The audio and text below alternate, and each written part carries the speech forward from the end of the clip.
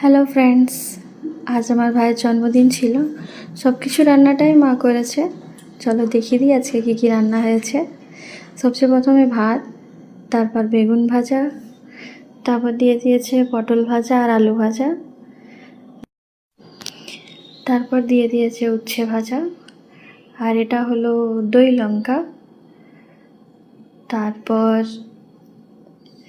কিছু বড়ি ভাজা। বাঙালি বার্থডে সেলিব্রেশন মানেই বিভিন্ন রকমের ভাজাভুজি।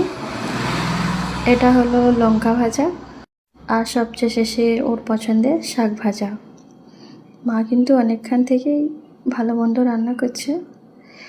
তারপর ছিল ওর জন্য ভেন্ডি আলুর তরকারি,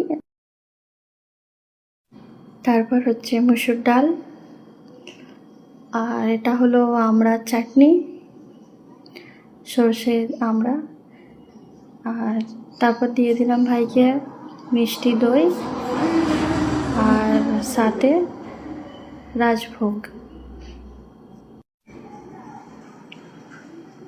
তারপর ভাইয়ের জন্য কিছু ফল কেটেছিলাম, আম, লিচু, জাম আর খেজুর।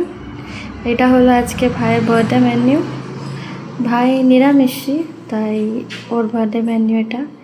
মাছও হয়েছিল, বাট ওটাও খায়নি।